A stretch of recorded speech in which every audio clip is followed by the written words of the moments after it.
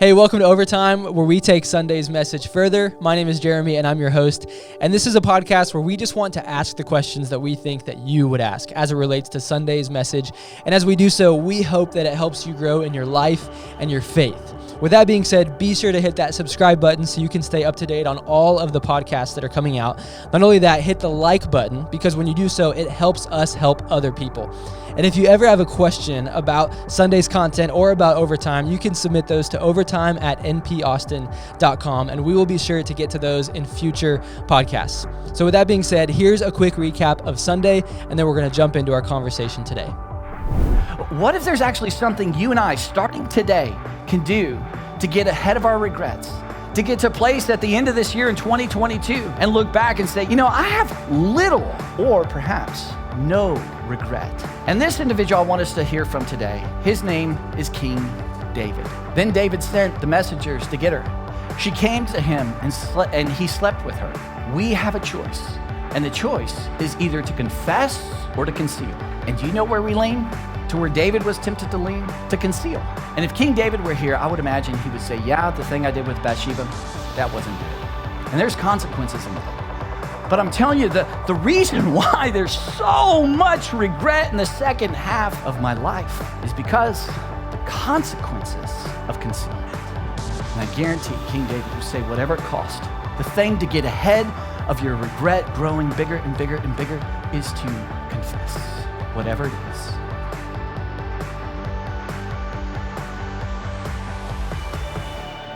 So I wanted to start off because on Sunday you talked about confession. Oh, yeah. And I wanted to know, do you have any things lighthearted? You about to ask me to confess? Anything? Do you confess? Any things? So I'll go first. Okay. So I will confess that I actually enjoy a good 80s chick flick. Really? Yes. I just saw the respect in your eyes go down. But yeah, like the Sleepless in Seattle, all of those, I could watch those all the time. I love the classic 80s, rom-coms. Well, thanks for sharing. Yeah. Now you have to go. What you got to share something. I don't know. Gosh, you know this one, but this is the only one that comes to mind right now is, I like leaving the water on. Oh yeah. Yeah. So legit, I'll leave my bathroom sink on. I'll leave the shower on, entirely too long for sometimes an hour. Mm-hmm. And just because for whatever reason, it's very therapeutic. And after I watched the movie Signs with Mel Gibson, mm-hmm. And his daughter in there put water all around the room, it made me feel a little bit more justified in my love of running water. So that has really nothing to do with that. It's just something that makes me feel better about it. But if I confess, that would be it. Yeah, that's fair. And now if you got a sound machine in your bathroom that made the exact same sound, do you think it would have the same effect? There's something about knowing water's running. And there's got to be a pastor joke somewhere in there. I don't know. Yeah, I'm sure there's definitely a psychological. There's got to be. There's something attached to it because it's very therapeutic. It really calms my nerves. It allows me to just relax far more than anything. And I'm sure there's something. There's a story to it, but. Yeah, and this is where you spend time with God. In the bathroom with the water running. 100%. Yep. Yeah, and so it's so therapeutic. And but if you are trying to conserve water, perhaps you don't like me right now.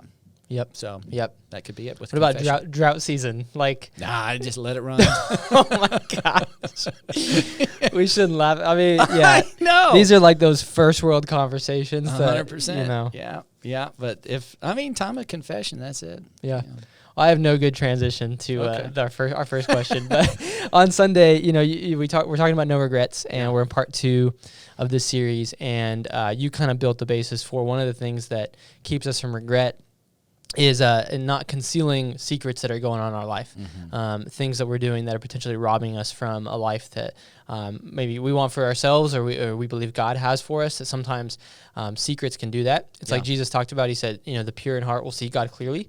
When your heart's holding on to something that you've hurt somebody or you're doing something behind the scenes, it's just hard to see God clearly in those moments. And so you talked about confession and what that looks like and the story of David and Bathsheba.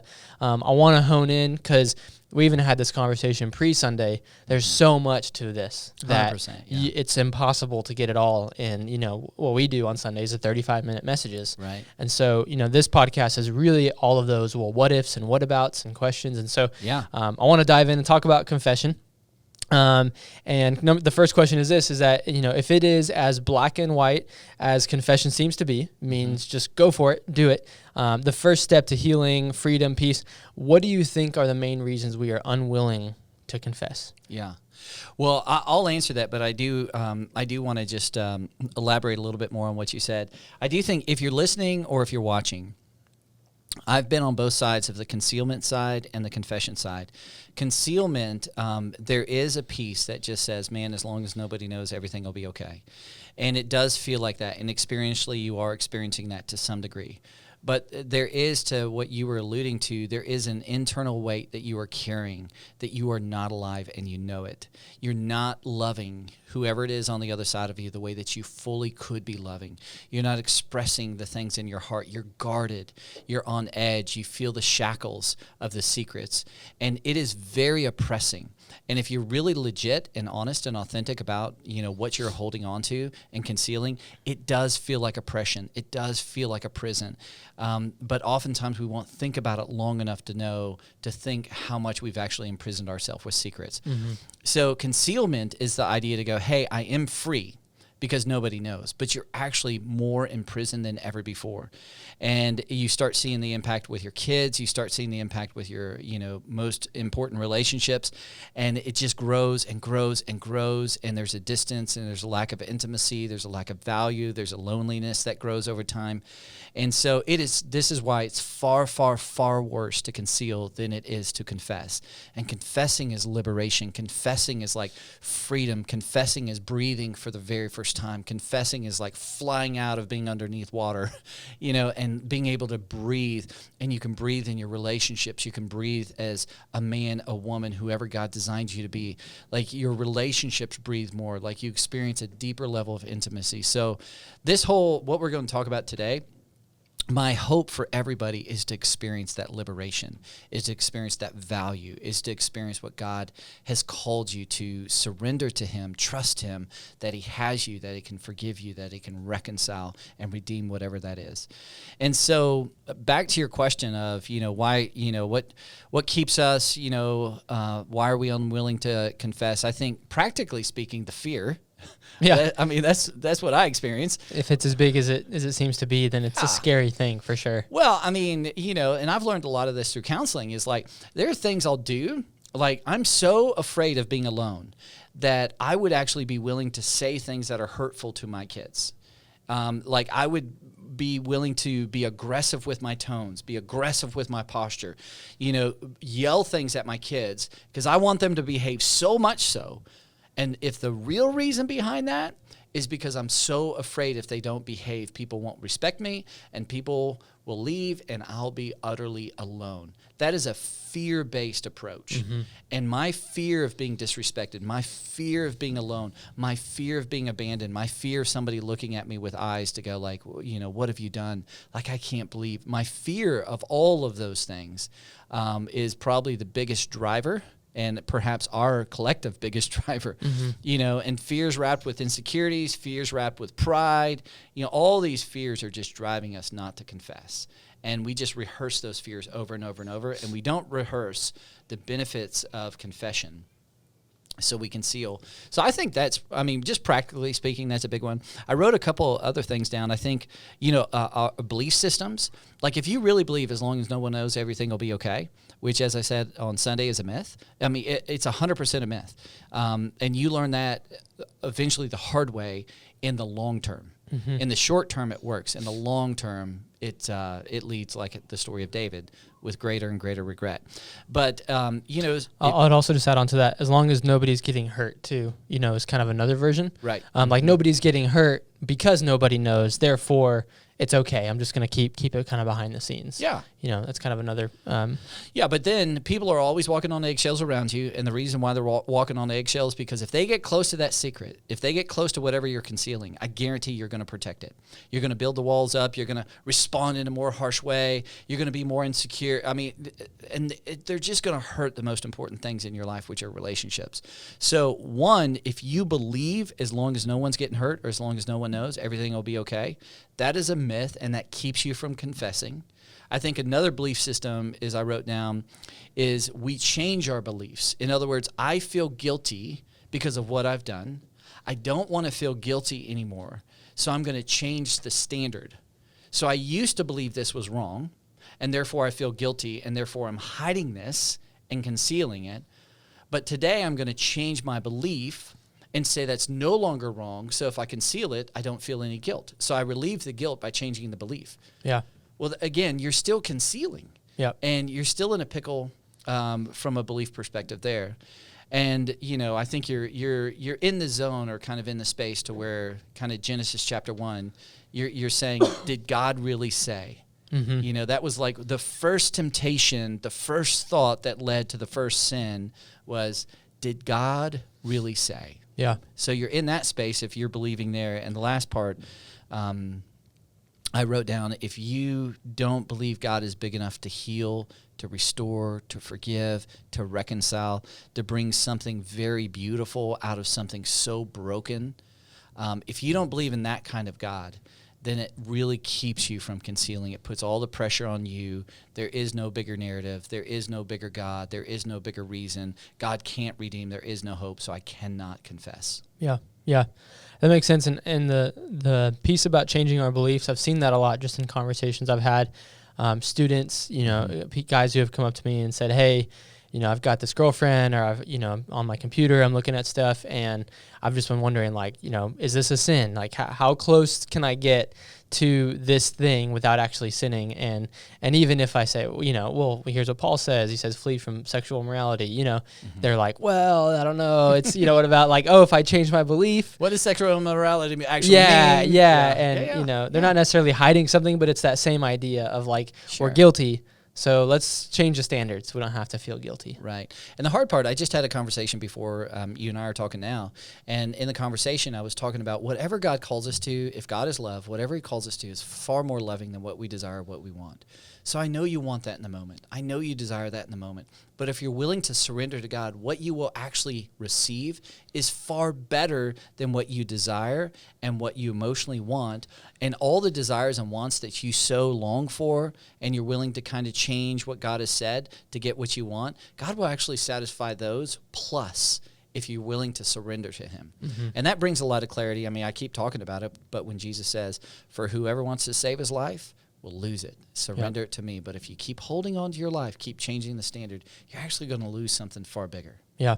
Well, it's in the lane of confession. I've experienced it in my life. I've known people, close friends, who've experienced it in theirs, mm-hmm. where it did not make sense from the outside perspective to confess and bring forward what was going on, mm-hmm. but what they were met with and the grace they were met with, and this isn't always the case for everybody, Sure. But in the long term, the grace they were met with is something.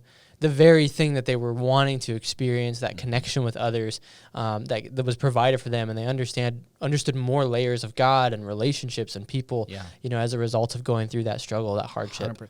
Yeah, this is it's hard because it's experientially based, which mm-hmm. means you have to confess. You may go through hell sideways and that short-term instability, but what you experience on the long-term intimacy, you see God clear, you understand the intimacy with God, you feel closer than you've ever felt, you feel more alive as a human being than you've ever felt, you feel closer in your relationships, you can love people in ways you could never love them before, you are more free to live from your soul instead of kind of live this more, of a mask life. There's so many upsides to it, but it takes a gigantic decision to confess. Yeah. Yeah. And, you briefly mentioned that statement that we talk about a lot, short-term Can you say it? What yeah, was it's that? just short-term instability leads to long-term intimacy. Yeah, and that being true, you said that in a relationship with God, but also in somebody who's listening, and there's a confession component in a marriage relationship or a dating whatever that might Friendship. be. Yeah, just a friendship. Like that is so true. Like that short-term instability is that hell sideways, and that long-term intimacy is something that you perhaps could not have experienced had you not been through the difficult season that confession created. Oh, yeah. And it can be small or big. I remember I've shared the story before, but, when I was working at Dell and a bunch of guys who were not church guys and weren't Jesus followers, they were asking me about my golf career. And I was like, oh, yeah, as a junior golfer, I was 4th in the nation. Well, that's a total lie. And I totally felt the guilt of that. And they knew, they were like, the way he said, there's something fishy. And they went up and looked on the internet, and they were like, he won 4th in the nation. And the next day I felt so much guilt, and I hated it because I was the follower of Jesus and I was the liar. And the next day I just got them all circled up, and I just said, guys, I totally lied. I'm so sorry. I said, and I told them, I was like, here's the deal. I just want to look better in your eyes. And that's my issues, not yours. And so, but it felt like, man, they're going to walk away. Like I feared like they're going to go like, okay, of course you're the hypocrite and you're the Christian.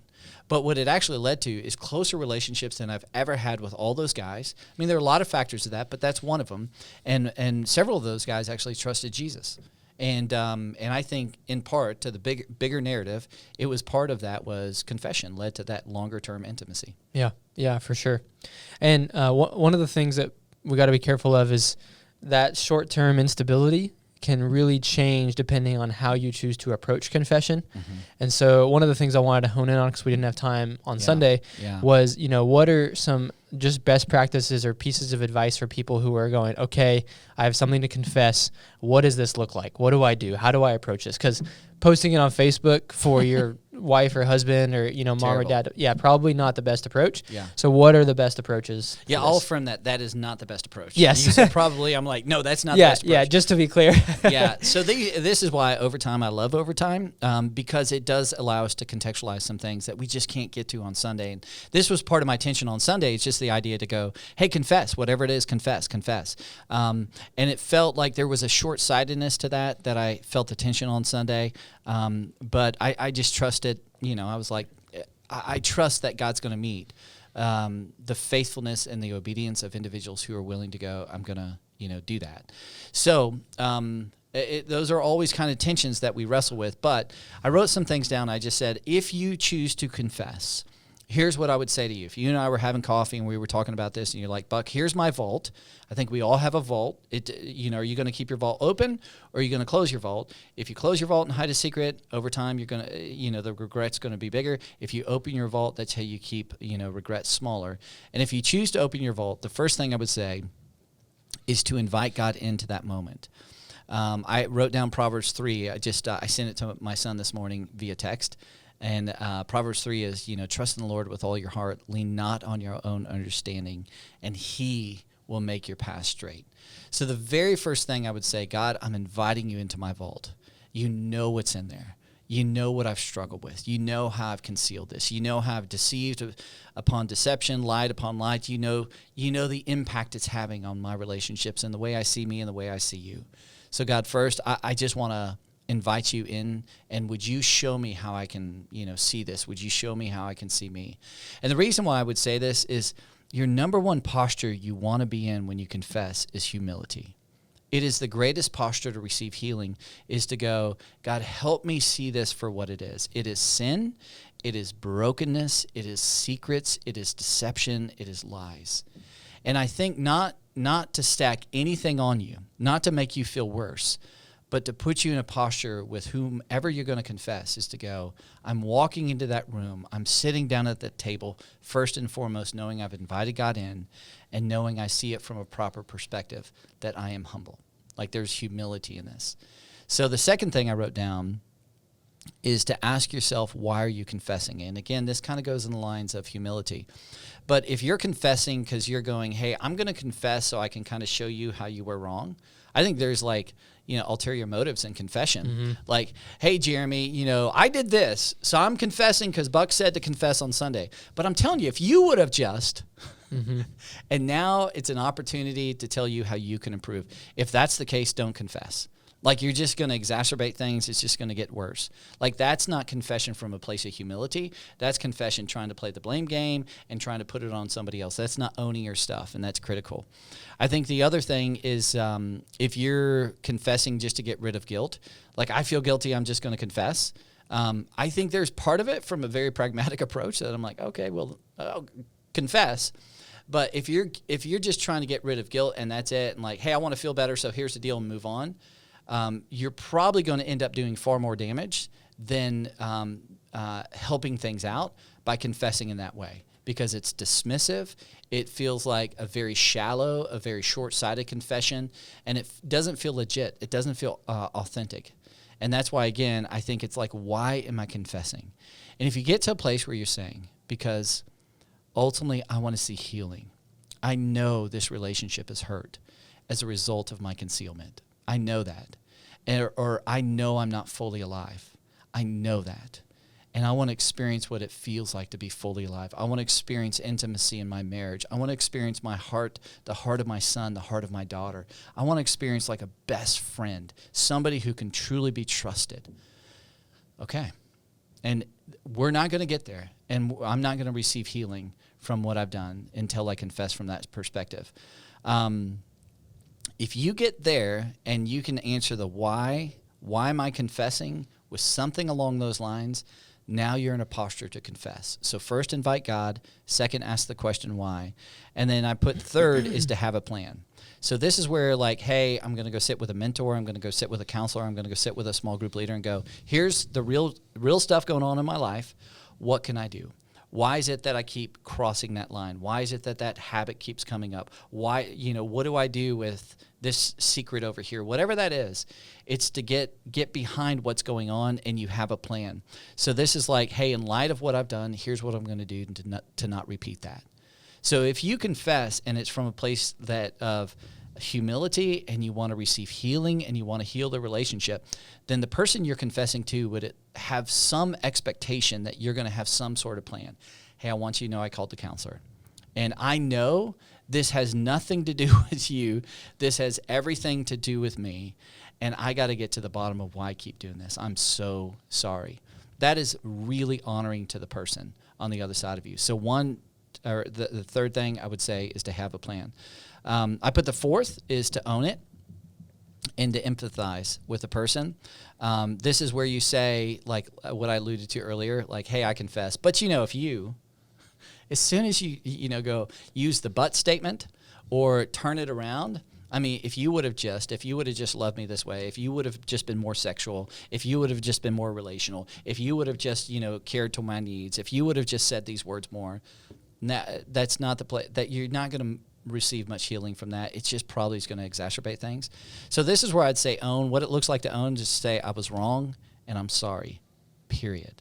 What it looks like to own, I wrote down, is I know how much I've hurt you and I'm willing to do whatever it takes to start over and rebuild our relationship. The more that you can start to understand what you did as a result of your concealment and the hurt that they're experiencing right now, the betrayal of trust perhaps, whatever it is, to put yourself in their shoes and say, I just want you to know I've thought about that. It just primes the pump for healing. It opens the door for healing. That is empathy. That person on the other side of you, it's a balm for them, or it could be a balm, and it's really hard for them to hear. But the second you start moving to go, I own it, and I know I hurt you. These are statements I use with my son sometimes, like when I, will say something hurtful to them, a word, or I'll say it in a hurtful way. I'll go to them and I'll say, that was 100% me. I am so sorry. And I want you to know that's my brokenness. It has nothing to do with what you did. So if you're sitting there thinking like, well, I can never do enough, or dad's standards perfection, or I'm such a failure, I understand. I would think that if I was in your shoes, but that's because of me, not because of you. That's on me. That's my brokenness. So the more you can own it, the more you can get in the space of what they're feeling like on the other side of you as a result of what you're confessing. It prepares them and it prepares you to receive healing. It just opens the door wider and wider. So invite God in, ask yourself why, have a plan, own it, get in the person's shoes, and last of all, I would say allow them space to vent and don't require forgiveness. Allow forgiveness some space to breathe. In other words, like, this is where you got to invite God in. So when you share whatever you're going to share, they may go off on you. They may freak out on you. They may respond in the most unhealthy ways. But God has met you with whatever it is in your vault that you're opening. You understand the hurt that you've caused because you've thought about it. You know your plan. You know it's on you. So that puts you in a posture to be able to hear and receive and have grace in the midst of their venting.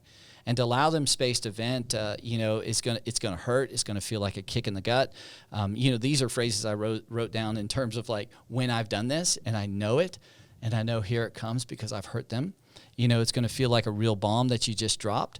So giving them space to vent and perhaps go, talk with a close friend, go talk with a pastor, go talk with a mentor, go talk with a small group leader, and not try to control it. That's one. Well, this was so hard for me to, confess. Now you can't go to talk to your friend Josh because now he's going to know, and all the fear kicks up again. Allow them space to go do that. Allow them to vent. And then when it comes to forgiveness, oftentimes we go, you need to forgive me. That is the wrong approach. Again, that will push healing way down the road. If you're truly confessing, this is those statements you make. Hey, one day I would love if you would consider forgiving me. Take all the time you need. That's it. And then it's in God's hands. And I'm just telling you, if you're willing to kind of work through those steps in confession, it opens the door to freedom, to a liberation, to a healing, to an intimacy, to value, to worth, to greater experiences than you've ever experienced in your whole life. But it really requires the work on the front end to make sure when you do confess that you're in a posture to confess, to receive healing. Yeah. Man, there were so many good things in there, and between those 5 steps.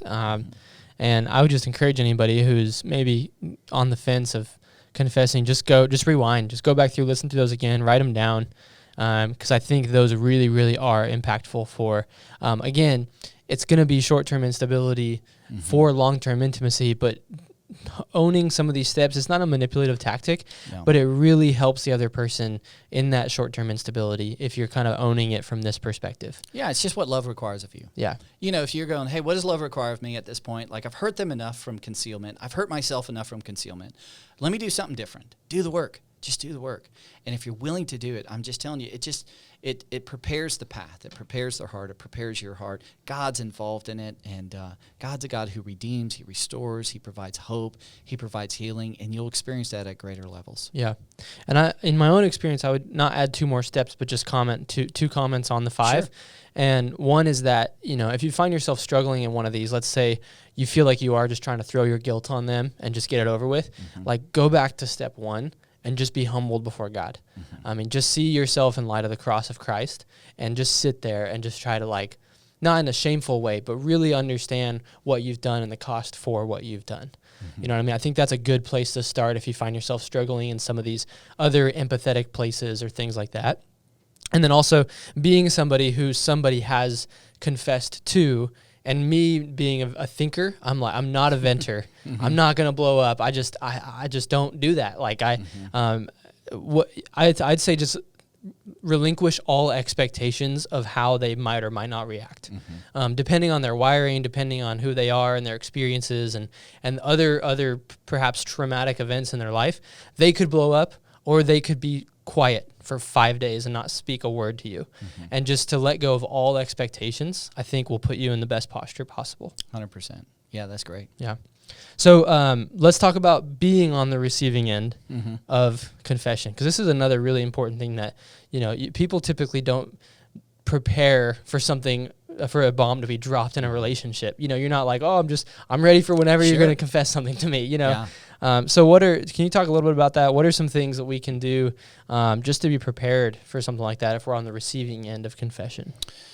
Yeah, in terms of preparation, I think there are things we can do to create space for confession. Like, I've talked about this on Sunday. If you have kids, one of the things I have is called the place of grace. And my boys don't always use it, and I got to remind them of it all the time. In fact, this week I reminded them. I said, hey, I never want you to be alone. There's nothing that you could confess to me that would ever allow me to say, you're not my son. You'll always be my son. You always have a place to belong. And I don't want you to be alone with whatever's going on. So let's create the place of grace. Grace is unmerited favor. Grace is you did whatever you did, and you actually receive a reward. You're like, that's crazy. That's grace. It's amazing grace. So, meaning they can tell me whatever without fear of consequence, because the fear of consequence can keep them from confession, so they conceal, and then they're alone. So, like, one of the things I try to do is to create space for my boys to go, hey, you don't have to keep secrets. And they keep secrets. So let me just say this, real practically speaking, this is not a formula. This doesn't make me a great dad at all, because I still see them struggle with their secrets and concealment. And, you know, it's just really, really, really hard to confess. I think in the workplace, one of the things we do in our culture is we call it open time. So almost every one-on-one, I'm like, how are you doing personally? Quick catch up. And then any open time. Is there anything I'm doing to hurt trust? Is there anything I'm doing in the organization or in the church that you would just go, Buck, I got to call you out? Is there anything I'm doing weird? Like, just, you're on the other side of me. What's it like on the other side of me? And that opens the door for a time of confession, and create space for that. So there's some proactive things I think we can do. You've also, you've modeled this, and it's something that myself and others have adopted, just the weekly meeting in marriage. Also creating a question like that or a space like that. Hey, is there anything I'm doing that's creating tension for you? Is there anything you wanted to talk about? Because we typically, day to day, we're so busy, we don't ask our spouse those kind of things. But if there's a set time where we go, hey, is there anything we need to talk about? Anything on your heart? Anything, it creates that space for confession as well. Yeah. It's like, in a marriage, I'm like, we do this in business all the time, and in the church world, in organizations, you meet together, get in the same room, have one-on-one, so you can create alignment, be on the same page, and go further faster. But in a marriage, we're like, we never meet together. Yeah. Once a year, twice a year. So this is why, when we met, I was like, man, weekly one-on-ones, weekly, just sit down and go, hey, what's it like on the other side of me this week? And this, again, it creates a space not only to be aligned and to be more prepared for whatever the week holds, but to create that place to go, hey, we got to talk about something. Yeah. So that's more on the kind of proactive side of things. When I thought about, if you're receiving this, what should you do, or how should you react, or, how should you prepare? I've received some things in my life that were absolute bombs. I had no idea they were coming. Not even a clue, not even remote in the category of what was shared with me on the other side of me. And it was from people that I loved with every ounce of who I am. And I think there is nothing you could have told me to prepare me for that. So when I read this question, I was like, I don't know. I think, is there anything? And I actually wrote, no, not really. You have to be a human, and your reaction is your reaction. Now, I'm not saying that's a license to do whatever, but I don't know. I think you have to be human in that moment. You can't. I've come from such a high control family and environment, control every emotion, control every thought, control every outcome, control every response. So I didn't ever allow myself to be human. And when somebody would share something that I need to shed a tear about, my internal voice would like, never, you can never cry. You can never cry. If I should have been overjoyed about, not too much joy. Just a little bit of joy, not too much joy. Just control, control, control. And so the way I think about this is I think, okay, like you just got to be human. You just got, your reaction is going to be your reaction, and be okay. Like, be okay with it. Like, just, be as free as you possibly can to shed the tears, to yell the words, to express what needs to be expressed. That's part of getting all the stuff that's in you out of you, so God can create space to re-engineer you and bring healing here. You got to get it out. So I would say, not really, but two things I wrote down to contextualize. I think you've got to have friends and mentors and counselors in your life. This is a place that, like, if you confess something to me and it was super hurtful, I could go to Josh because he's my really good friend. And I could say, Josh, let me tell you what's going on.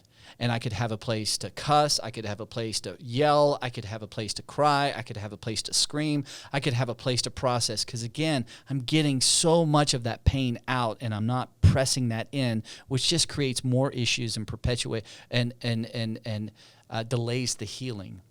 And you can do that with a counselor. You can do that with a mentor. You can do that with a small group leader. You can do that with a really close friend. So I would say, building those friendships, building those relationships are critical, because there will be times that people will say things that are bombs in your life, and you need to have that. And then secondly, and, clearly I'm a pastor, but I have experienced this, God.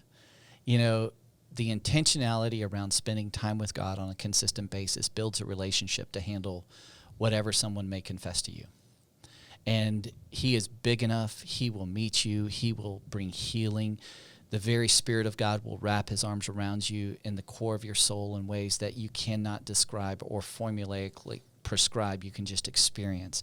But so much of that is preparation. So much of the time of prayer, of opening the scriptures, of opening your palms, of surrendering to God in all the areas of your life prepares you for the moment to go, God, now you have met me in a way that only God can. You've brought a peace that transcends understanding that only you can.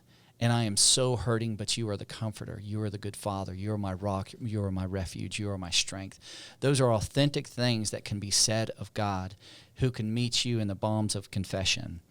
But so much of the way he does that is because for years and years or months and months, you've been building that relationship with him. So I think having, good friends, good mentors, good counselors, and ultimately your relationship with God will give you a place to go. Where do I go with that balm? Yeah. And so those are my quick thoughts. Yeah. And those are all really helpful.